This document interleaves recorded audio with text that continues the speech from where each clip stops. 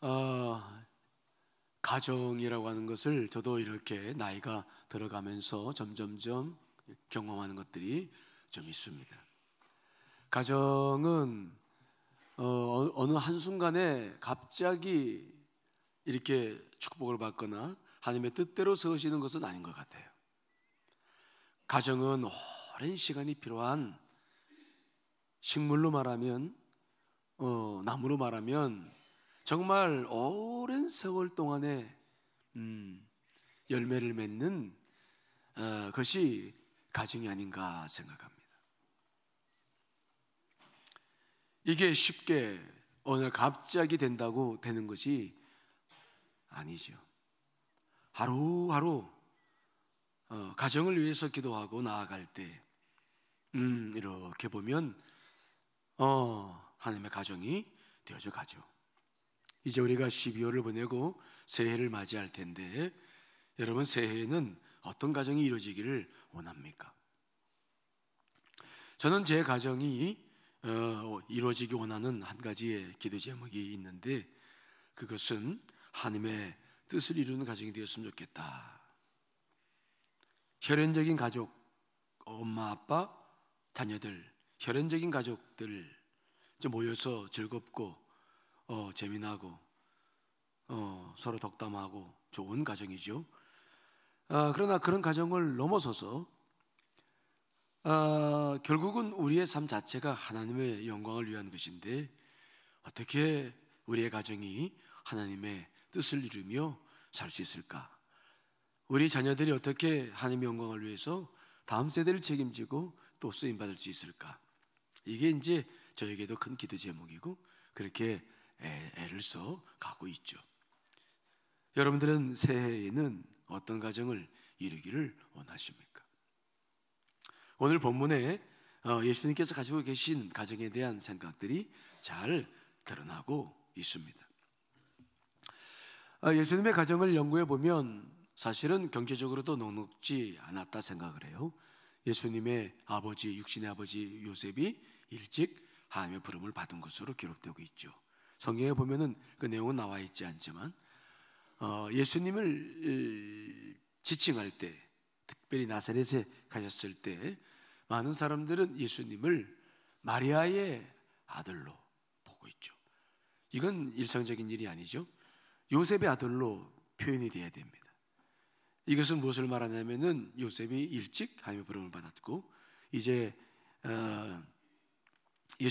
예수님께서 소년 가정이 되셔서 마리아와 더불어서 가정을 이끌어 갔다는 의미도 담겨 있어요. 그리고 특별히 예수님은 공생의 전에는 절대로 자기 능력을 사용하지 않으셨죠. 경제적으로도 넉넉하지 않았어요. 그러나 그 가정은 행복했으리라 생각합니다. 그런데 예수님께서 공생활을 시작하면서도 문제가 생기죠. 오늘 이 마가복음의 말씀은 예수님께서 공생애를 시작하시면서 생긴 가정의 갈등을 이야기해요. 예수님께서는 가버나움에서 공생애를 시작하셨죠. 회당에 가셔서 설교하시고 많은 이적을 일으키셨어요. 그랬더니 바리새인들이 그것을 바라보면서 예수 그리스도를 폄하하기를, 예수 그리스도가 바알세불이라고 하는 귀신의 영에 휩싸여서 그런 일을 행한다라는 소문을 막 다 퍼뜨렸어요. 그러자 나사렛에 살고 있던 예수님의 가족들이, 가버나움과 나사렛은 여기서 수원 정도밖에 안 되는 짧은 거리입니다.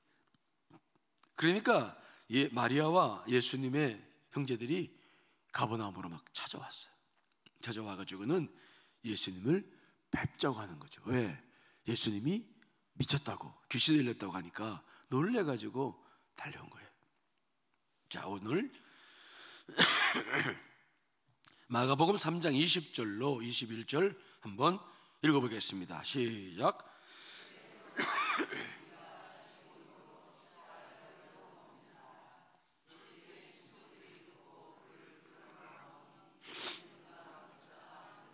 예수님의 가족들은 예수님이 미쳤다는 소식을 듣고 이게 무슨 일이냐 그래서 막 달려왔어요. 큰 심각한 문제가 생겼죠. 그런데 그때 사람들이 너무 많아서 예수님의 가족들이 예수님을 쉽게 뵐 수가 없었던 것이죠. 예수님은 그런 전가를 받고 어떻게 이에 대해서 반응하시죠? 자, 31절로 32절 말씀 한번 읽어보겠습니다. 시작.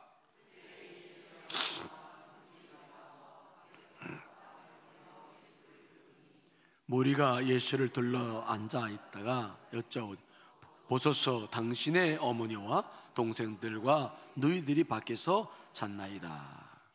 지금 밖에서 잤죠. 예수님 만날 수 없어요. 많은 사람들이 에워쌌기 때문이죠. 귀신 들렸다, 미쳤다라는 소문을 듣고 달려온 가족들, 예수 그리스도와 여전히 가족이죠. 중요한 가족입니다. 그러나 이 가정에 문제가 생긴 거죠. 그때 예수님께서는 자신이 생각하는 가족에 대한 분명한 가정관을 표명하십니다. 가정은 이것이다. 이것이 내 가족이다. 아주 정확하게 말씀을 하시는데 33절로 35절 말씀 읽어보겠습니다. 시작. 죄송합니다. PPT 마가복음 3장 읽어봅니다. 시작.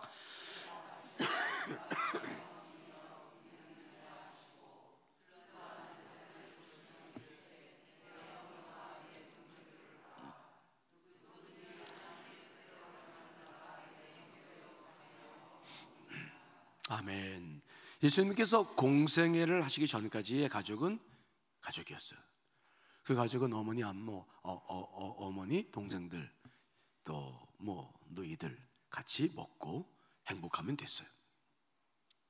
그런데 공생애를 시작하면서부터 예수님은 가족에 대한 생각을 바꾸시죠. 가족이 혈연 중심으로 하는 가족이 아니라 이제는 하나님의 뜻으로 하나가 되는 가족. 그래서 누가 내 가족이냐? 누가 내 어머님이요 동생들이냐? 그리고 자기와 함께 둘러앉아 있는 사람들을 보면서 봐라, 내 뜻과 함께하고 있는 사람들이 내 어머니요 내 동생들이다. 누구든지 하나님의 뜻대로 행하는 자가 내 형제요 자매요 어머니라. 그렇게 지금 분명히 말씀을 하고 있죠.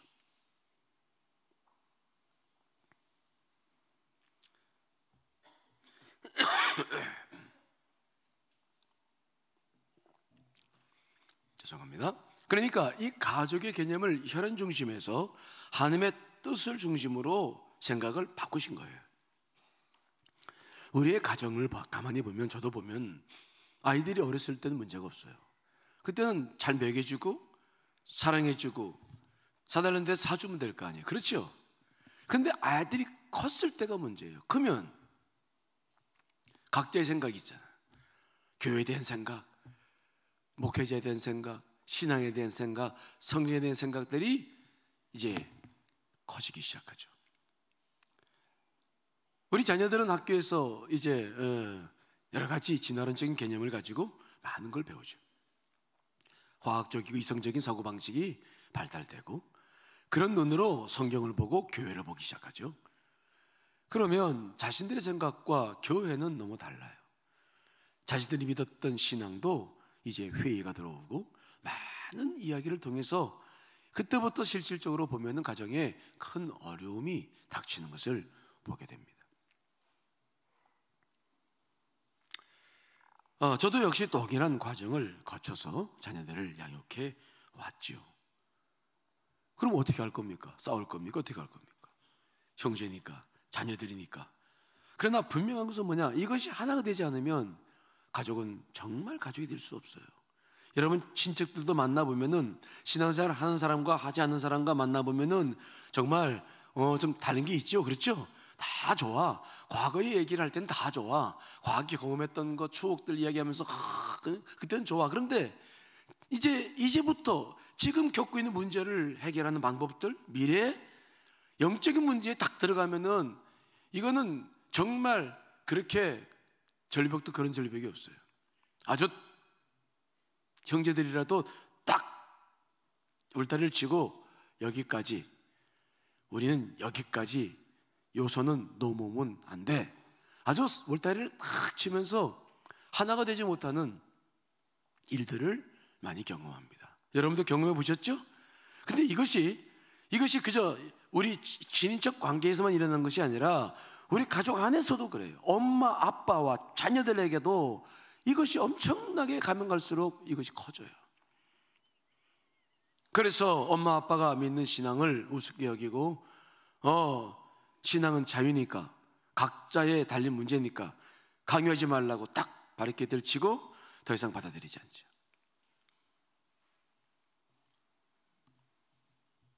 그래서 우리는 이 가족이라는 개념이 혈연 가족으로 만족하면 안 돼요. 여러분들의 가족이 그저 언제까지나 아이들 품에서, 내 품에서 있는 자녀들이라고 생각하시면 안 돼요.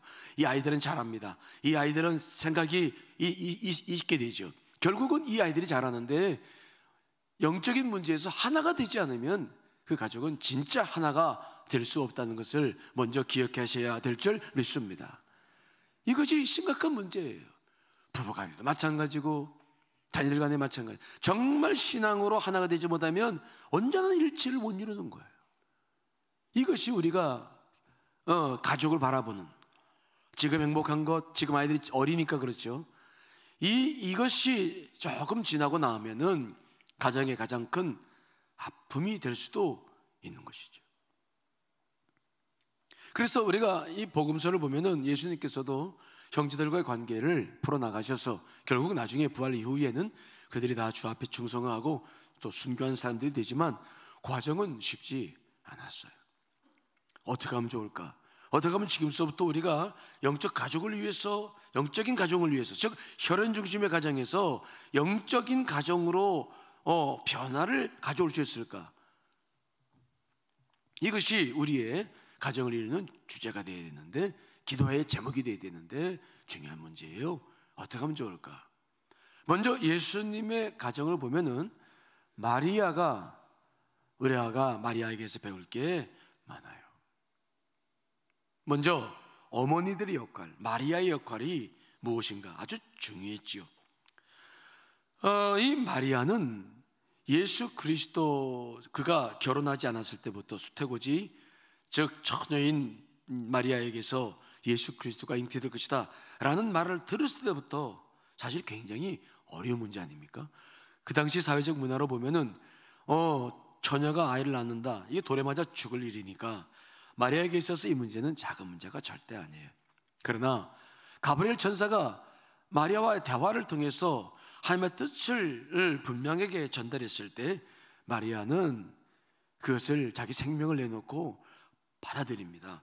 자, 누가복음 1장 38절 읽어봅니다. 시작.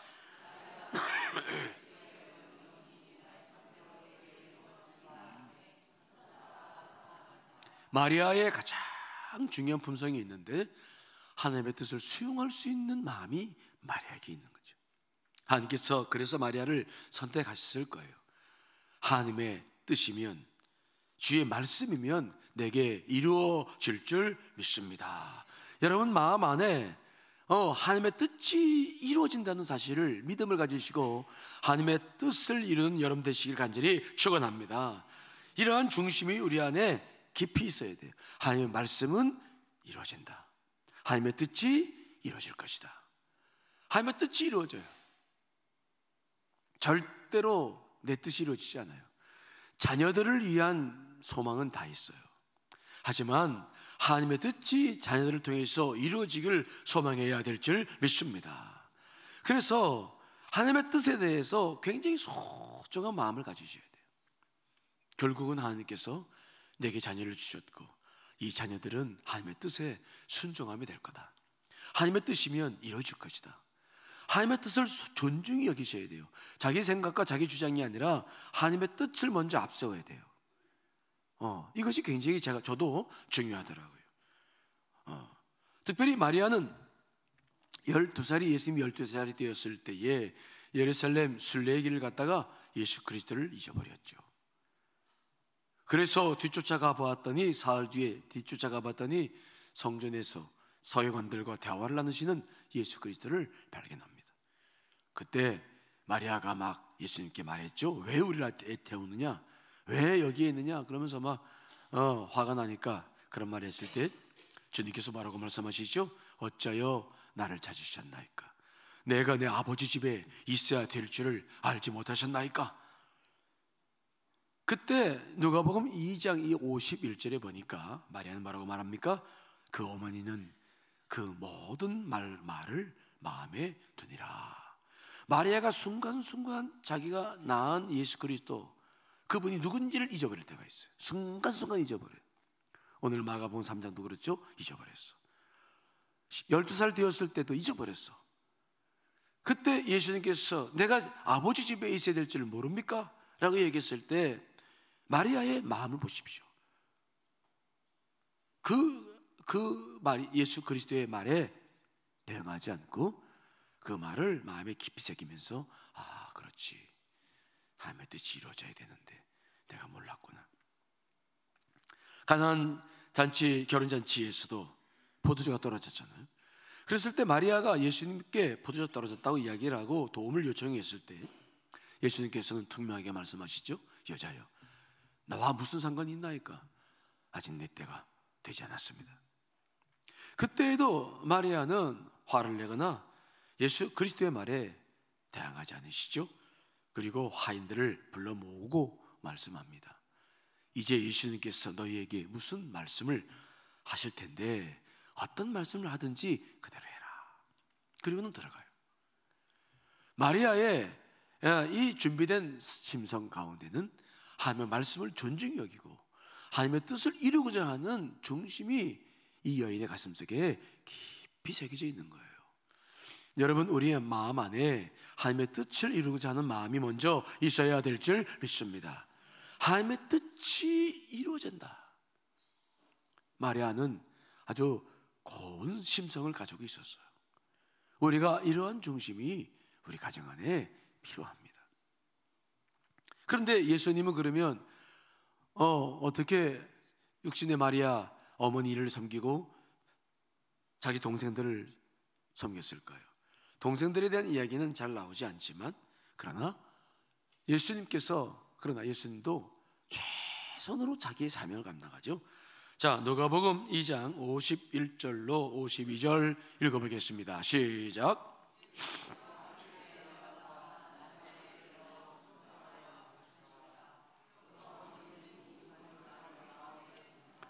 예수는 지혜와 키가 자라가며 하나님과 사람에게 더욱 사랑스러워 가시더라. 예수님도 뭐 했다고요? 순종해요. 그리고 그의 어머니는 이 모든 말을 다 받들고 순종해서 받들더라.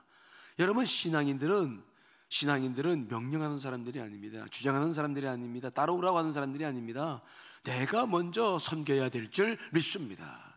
예수님도 정말 어머님을 순종해서 받들더라. 순종해서 육신의 몸을 입고 오셨기 때문에, 아들로 오셨기 때문에 그저 자기가 하나님의 아들이니까 따라와라 그렇게 말씀하지 아니하시고 순종하여 받들더라. 최선을 다해서 자기 사명을 감당하셨던 것입니다. 최선을 다해서 섬겼던 것입니다. 여러분, 우리가 이 크리스찬들이 가정을 하나님의 뜻 가운데 세우려면은 정말 우리가 무릎 꿇어 먼저 섬기는 삶을 살아야 될 줄 믿습니다. 이게 굉장히 중요하더라고요. 저도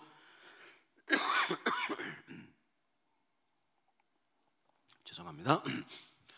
시인이 예인이가 이제 다 컸어요. 우리 시인이가 33살, 예인이가 30살이에요. 다 컸어요. 네, 이제 결혼할 때가 다 됐죠. 그래서 저희는 집의 가정 분위기가 어떠냐면은 주로 이제 식탁에서 대화를 많이 하는데 자리가 끝나고 나라든지 예.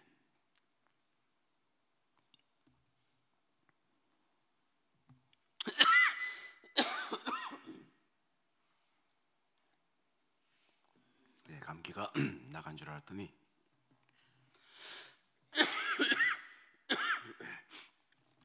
죄송합니다. 그런데 대화를 하다가 우리가 부모로서 부족한 부분들이 아이들에게서 보여지거나 우리가 실수를 할 때가 있잖아요. 그러면 정말 저희는 그냥 사과해요. 그리고 엄마가 아빠로서 하지 못한 일들에 대해서 인정을 하고 아이들을 이해시키고 또 아이들이 마음에 거침이 생기지 않도록 늘 지금도 그렇게 노력합니다. 엄마 아빠라고 그래서 무작정 막 주장하거나 그렇게 하지 않아요. 어렸을 땐 그렇게 했는데 다 커서 성년이 되었어요. 그러나 아이들이 그렇다고 해서 우리 뜻에 금방금방 순종하지 않아요. 여러분, 그래서 가장 필요한 게 있는데 여러분 기도해 나가셔야 될 줄 믿습니다. 기도하셔야 돼요. 정말 그 생명들을 저에게 맡기셨어요. 예, 저는 우리 아이들이 하나님의 뜻을 따라 살게 하는데 오랜 시간을 걸렸어요. 예인이 같은 경우도 오랜 시간이 걸렸고 시인이도 오랜 시간이 걸렸어요. 그게 쉽게 그저 자기들의 욕심이 아니라 하나님의 뜻을 따라 산다는 것이 이게 쉽게 되지 않더라고요. 오랜 시간 기도하면서 섬기면서 아이들과 대화를 나누면서 참 오랜 시간이 걸렸던 것 같아요. 여러분, 특별히 오늘 이 시간 또 강조하고 싶은 건 시간이 없어서 강조하고 싶은 것이 있는데 정말 그 아이들을 인격적으로 대해주고 또 기도를 하되 특별히 중요한 것이 하나가 있는데 제가 요즘 가정 예배를 잘 못 드리는데 새해부터는 저도 이제 다시 결심을 하죠. 여러분 정말 가정 예배를 잘 드리실 수 있기를 간절히 축원합니다. 가정 예배를 드려보면은 드리지 않을 때하고 달라요. 저도 아이들이 어렸을 때 이제 중고등부 다닐 때 대학 다닐 때 가정 예배를 이렇게 드리기 시작했었는데 가정 예배라고 하는 것은 참 놀라운 은혜가 있더라고요. 그런데 중요한 것은 뭐냐? 가정 예배를 드린다고 했을 때 엄마 아빠가 정말 막 훈계하고 가정 예배를 빙자해가지고 아이들 혼내면 안 돼요. 가정 예배 설교는 그냥 설교. 오히려 아이들의 이야기를 듣고 또 말씀도 돌아가면서 하는 것도 좋고요. 이 가정 예배가 살아있으면 가정 안에서 기도가 살아있게 되고 말씀이 살아있게 되고 예배가 살아있음으로 말미암아 가정이 하나님의 은혜 안에 들어오게 되는 줄 믿습니다. 그래서 이 가정 예배를 드려보면 특별히 아이들이 어렸을 때일수록 더 중요하더라고요. 그러면 이제 시간들이 안 맞으니까 가정 예배 드리기도 참 어렵더라고요. 그러나 정말 아이들이 어렸을 때에 가정 예배를 드릴 수 있을 때에 가정 예배를 드린다고 하는 것은 그 아이들에게 영적인 중요한 은혜와 말씀을 심는 거죠. 이제 12월인데 여러분 새해부터는 가정 예배에 대한 꿈을 꿔 보십시오. 지금 드리고 있는 가정들도 굉장히 많습니다. 저희 교회에. 그런데 그런 가정들 말고 드리지 않는 가정들도 한번 욕심을 내보세요. 그 가정 예배를 통해서 하나님 영광 돌리고 그들을 하나하나 안수기도 해주고 정말 그들을 말씀으로 키워나갈 때 우리 오늘 예수님께서 원하시는 하나님의 뜻을 이루는 영적 가정을 이루어 나가는 큰 힘이 되어질 줄 분명히 믿습니다. 여러분 모두에게 이 12월을 보내면서 이제 새해부터는 우리 가정은 어떤 가정이 되었으면 좋을까 한번 기대해 보시고 준비하시고 새해부터는 여러분 영적 가정을 향해 나아가시는 여러분들이 되시기를 간절히 축원합니다.